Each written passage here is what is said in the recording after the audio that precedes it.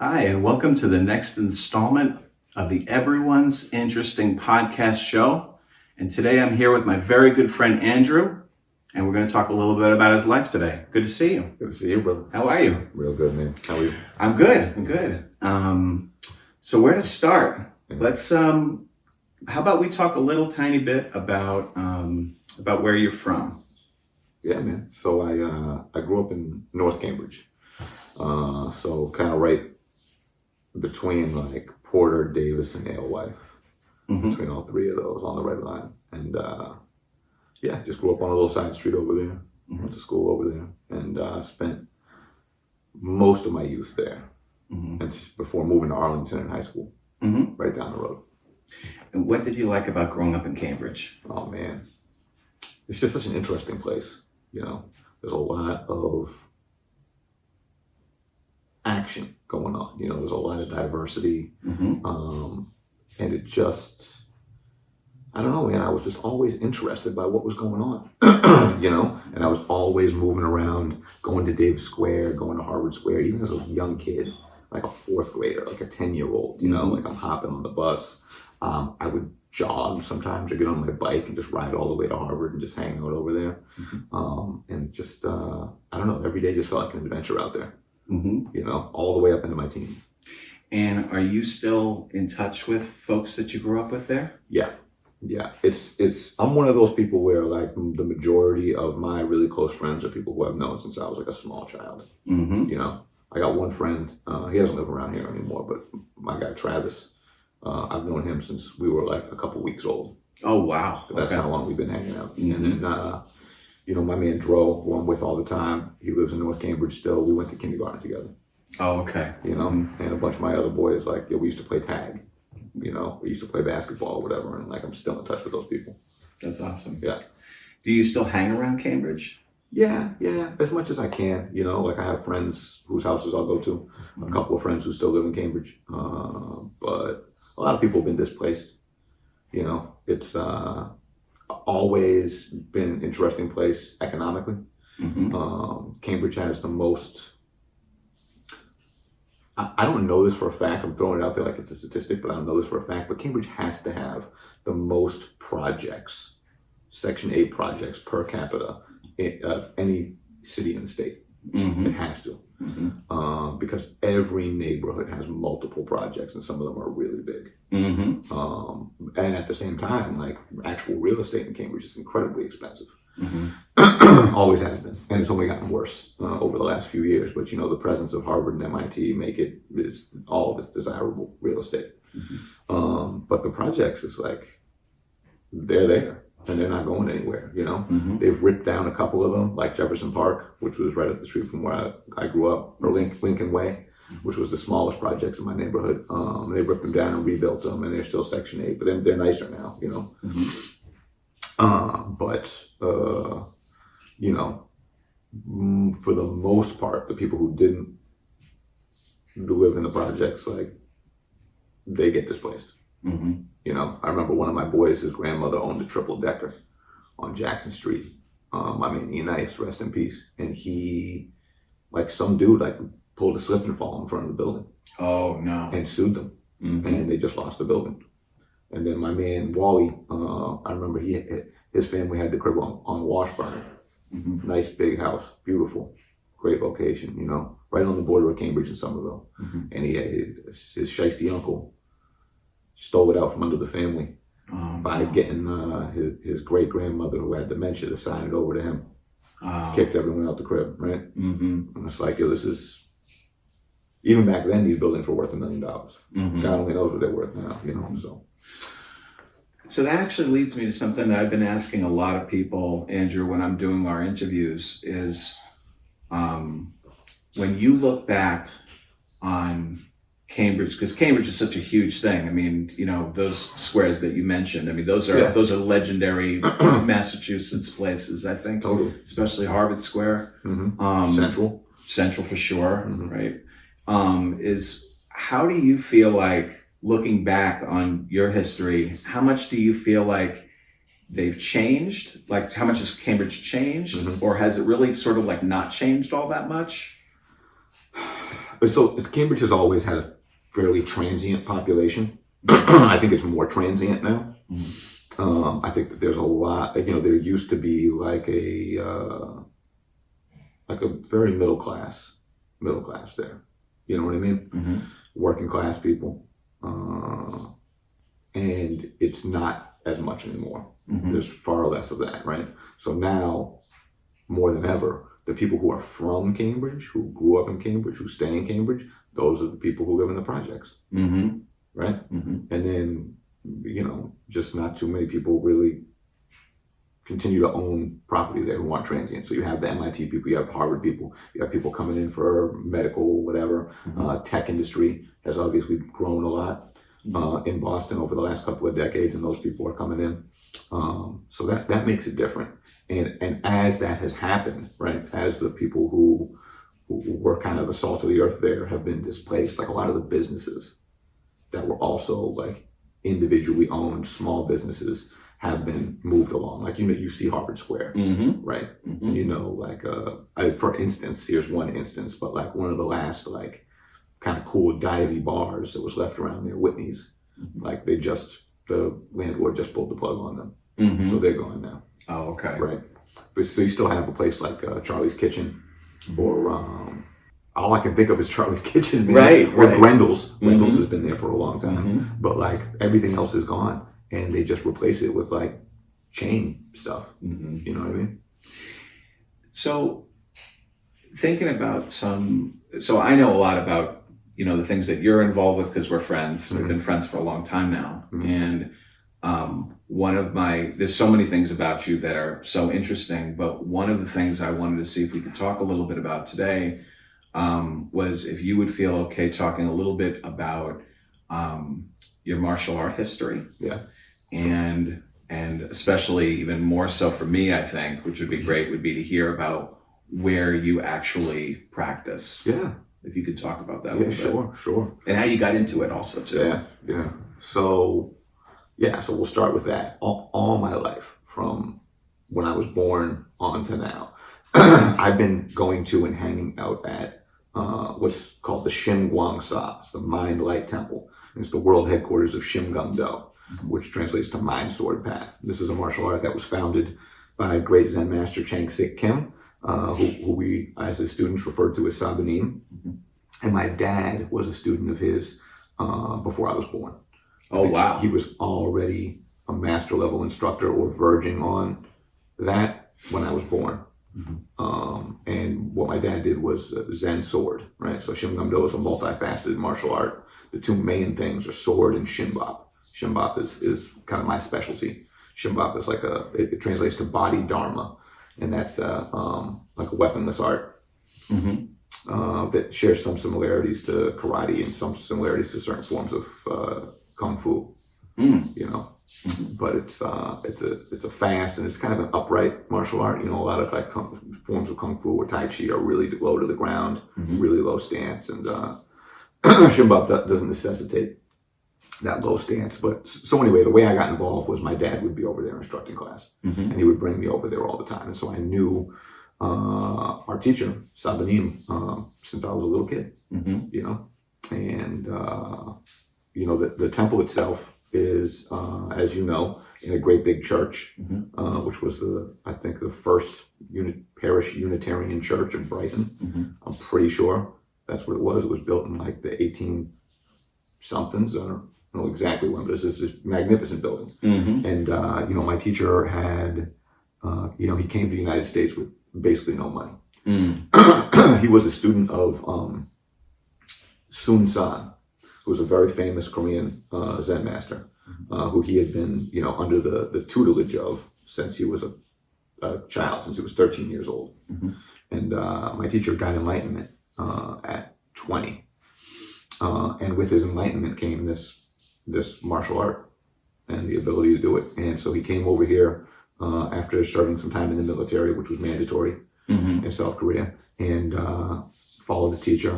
Sun San is responsible for setting up many of the Zen centers on the East Coast. Oh, right? Okay. D.T. Suzuki was the guy who brought Japanese Zen, and then Sun San brought Korean Zen, which is it's the same thing, right? Chan, Buddhism from China, Zen in Japan, and then Seon, Seon from Korea. But here in America, we just refer to everything as Zen because it's easier for us, right? So anyway, Sun San is here. Sabanim comes over, starts teaching at clubs. He had a club that he taught at Brown University. And then one he taught at MIT. Well, he was doing a demonstration at MIT, and that's when my father became familiar with him. He saw this demonstration. He said, okay, I got to sign up. He starts training at the club, and then eventually Sabanim is able to get a school on Boylston Street. But, on the side of Boylston Street, like on the other side of Mass Ave, the short part of Boylston Street, not the other part, right? So it was above a pizza place. It was above what was known as the Back Bay House of Pizza. Oh, okay. Yeah, and I think there's still a pizza place there now, because those buildings were all still there. But it was upstairs there. Eventually, he didn't. The legend is, and I believe it, because he was like this. But his willpower was incredible, and he would just not spend money. Period. He would literally make these giant vats of kimchi and just eat kimchi and rice and not treat himself to anything. And eventually he saved up enough money, and they were looking at buildings. And this is actually a funny story that he liked to tell too, is that, at the time in the 80s, like Boston was like downtrodden, economically, like the economic growth in Boston, it didn't kick in until the 90s, right? We were actually like far behind the state average in economic growth all throughout the 70s and 80s. So it was rough, right? And we're talking like 80s combat zone era, right? And he said that he was looking at buying an entire office building in downtown Boston, an entire office building. Wow. And he would just set up school on one floor, and then he would rent the rest of it. And then somehow one of his students talked him out of it. Oh, it's a bad idea. It's going to be too much. And, downtown Boston, it sucks, right? And he would always talk about, he was like, we'd be millionaires now. But that didn't work out. What did work out is that they went to see this church, which at the time was owned by the Freemasons. Oh, wow. Okay. But interestingly enough, the Freemasons had let the place fall into a significant state of disrepair. So it was available at a bargain. And he bought it, and he moved in there, and he moved a bunch of his students in. Began the residential training program there, and proceeded to fix the place up and change it. So that was 1981 that they bought the place, and it's still standing today. Now, just to put this out there, when I first came to Boston, I lived right off of Comm Ave, and I remember the temple explicitly because I would always walk by it. It was close enough to my neighborhood that I'd see it, and I was always just like enthralled with it just looked like such a cool place. I never went inside, but I know that you've been kind enough to give me a tour of it, and it's an incredible place. What can you just remind our audience today about what street it's on? Yeah, it's on Chestnut Hill Ave. Okay. Which runs in between Brighton Center and Cleveland Circle. So it's a pretty good location, and a lot of people have that same story that you just told me. Oh my God, I used to walk by that place and say, this is incredible. What is this place? That's usually the story I get from people who pop in. Very rarely do I get someone who was like, oh yeah, I just did a Google search and I saw this. Usually it's as a result of their kind of enchantment with the building, just being like, yo, what is this? What is this big church with these giant signs that say sword karate on the bell tower? And so it attracts people. When you think about, and this is a tough question, when you think about your entire experience collectively, devoting really, that's the best word I could use probably, devoting such a huge part of your life to this art, to yourself, of course, as well. What do you feel like is your biggest pull away of what martial arts has done for Andrew inside? I know that's a very big question and a deep one because it's been a whole part of your life. Well, I think that the first thing, and such an important thing that so many people I think struggle with, is that it gave me self-discipline, right? That there was a level so I lived there. I lived there at the residential program for, altogether I've lived there about a quarter of my life. Wow. Yeah. And I lived there for a year, and then I moved out, then I moved in for another year, then I moved out, then I came back for 4 years, and then I moved out, and then I was back for another 4 years. So, having that discipline imposed on you, the expectation that you're going to be there for the thing that you committed to do, that you're going to be up in the morning for bowing and chanting no matter what, right? It didn't really matter, like, if you had a cold or like, oh, you're not feeling good or you have a hangover. You get up and you go out there and you do it, right? And you show up for the class. And then, from adhering to that discipline, the just sitting down and meditating, no matter how hard it is, right? No matter if you don't really get it, like, I don't even know really what I'm doing here. How does this work? Oh, I just keep thinking, right? You just keep doing it over and over and over again. And then having this idea, put on me by my teacher that he would bring this up a lot. He's like, you got to do it every day. Don't miss a day. Absolutely every day do it. And so eventually I internalized that, right? And I was like, you know what? Like at first I was like, yeah, there's no way. There's no way I can do it every day. And then eventually I was like, well, maybe this is what I need. I need to do it every day. And so I started doing it every day. And having that self-discipline to make myself do it even if it's only for 15, 20 minutes. Even if that's all I put in, right? Even if I feel absolutely terrible, even if I'm injured or I'm in some sort of awkward situation where it's going to be hard to pull myself away, but like, there's no choice. You just go ahead and do it. And I think that is the first thing. And then since then, there have been a number of other takeaways, which have kind of come as I continue on this kind of internal path, right? This introspective path, and kind of all of a sudden realizing, oh, that's what he was talking about. As far as like one thing that he would bring up a lot was the idea of cutting thinking. You have to cut thinking. Can you talk more about that? Yeah. So in Zen, right, like what we're practicing is like right now mind is another term that he would use. You have to have right now mind, just 100% present in what's happening in this moment. And that is that's where the magic is, and that's where the potential for enlightenment is, right? And in order to do that, you have to cut through thinking, right? So no abstractions, just 100% awareness. And so as you try and do that, and as you experience what your mind does, how it just continually wants to bring things up, right? The mind, for most people, I think, is just like this chatty, annoying person. It just keeps bringing shit up. Every now and then it'll bring up something that's really relevant. But for the most part, it just throws thoughts at you. Boom, remember this time? Remember this time? What about this? Right? And so, through like just making yourself sit down and meditate, doing it over and over and over again, right? And then experiencing like the texture of like what it's like to just be in pure awareness, right? Versus what it's like to be pulled off into this kind of thinking and that kind of thinking. I've started to get a little bit more of a grasp on like what it is like to cut thinking and how to do that, whereas before it was a complete abstraction to me. It was just like, I don't know, That's so interesting. And, you and I have talked, and, we've talked about the fact that I took martial arts for a long time. And it's so interesting. It's always been interesting to me when we're talking about stuff because, so many people think about martial arts in terms of, so much around, punching and kicking and throwing somebody across the room or whatever the case is. And I've always told everybody, it actually really, those things are parts of it, of course, in some level, but it's about so much more than that, I know too. Yeah, no, totally. And it's interesting that you say that because I'm thinking back on your question and it's like, well, that's funny. I didn't say anything about fighting, And like, it's funny because that's like the least of it. It really is the least of it. It's a good part of it. Can you speak a little bit to, because this is actually something I'm actually really interested in, is how much of your practice is around either, like you were saying before, about the actual like weaponless fighting versus like sword. Yeah. So right now at the temple, the majority of our students are sword students. Oh, okay. So I end up spending a lot of time doing sword.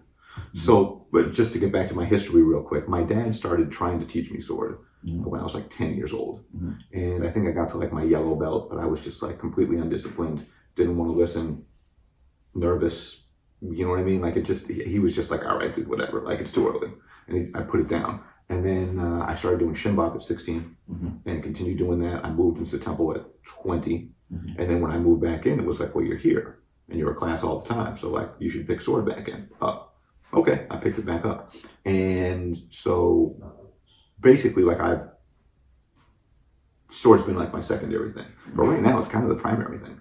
Because oh, no kidding. Okay. I mean, as far as class goes, because every time I go to class, it's all sword students. So I'm teaching, training, and I'm getting ready to take my 5th degree black belt test. Wow. Yeah, I didn't know that. Which is a big one. Yeah. Both me and one of my very close friends, James, who I don't know if you've met him before, but he's the guy who I've been to Korea with him twice now.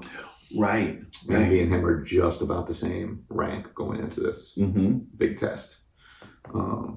So for my personal practice, my daily practice, I do shimbap. And it's just easier. It's more portable, right? I can do shimbap anywhere. But sword, like when I'm at the temple, I'm mostly doing sword now. No kidding. Wow. Which is really cool. And it's really different. And I'm glad that I've kind of been forced again in this situation to really dive deeper into it, and spend more time with it. That's awesome. Yeah, there's such a precision to it. I think the last thing I was kind of wondering a little bit about is, how much for you now is about having to go and teach. Because I know you're so busy with different things, and we're going to try to cover a lot of that today. Yeah, man. So, I mean, I just commit to 2 days a week, right? I'm there teaching class Monday, Tuesday. I'm there no matter what for these 2-hour-long classes in the evening. And then, sometimes if I'm out of town, we'll trade around, have someone fill in for you. But yeah, it's mostly teaching. And so, like, it's like if you want to get some training in, show up early or stay late. That's basically what it is, And I think that is a way in which that people's training changes too. Like when you get to a certain rank, it's like, well, your time is needed instructing, And so with that in mind, like you got to figure out, you got to put even more time into it. Actually, this is the last thing I want to ask you about, and then maybe we'll change gears a little bit, is with the, I feel like I know this, but I want to say this for the audience, is your specific perspective, Andrew, on the rise of mixed martial arts in our culture. It's almost like unavoidable now, it's almost, right. It's almost like taking over boxing for me. I still love boxing, but it's almost hard. It's almost been like eclipsed. Yeah. What do you feel like when you watch, I should ask, do you watch mixed martial arts? I think I knew you did. I do. Yeah. I don't watch a ton. Okay. But I've kind of caught the bug. There's certain fighters who I just like, if that guy's fighting, I want to watch.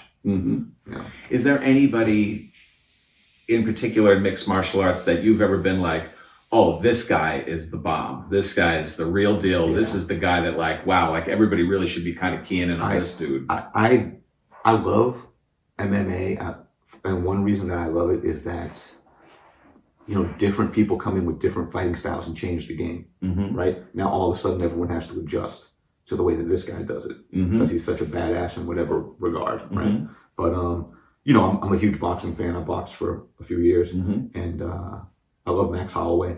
Love watching Max Holloway fight. It's just always the most entertaining fight. Nice. And there was one point, obviously at one point, Anderson Silva was like, it was just incredible watching him. Yeah. He had so many different crazy ways of, and I tell you what I really like about Anderson Silva is that we do a lot of front kicking. In shimbap, and this dude knocked multiple people out with either front kicks or jumping front kicks. It's a fucking crazy, just such a straightforward attack, but for whatever reason at the time it was unexpected. Like people just weren't expecting for someone to kick them directly in the shin, right at the bottom of your fucking face, right. and put you to sleep.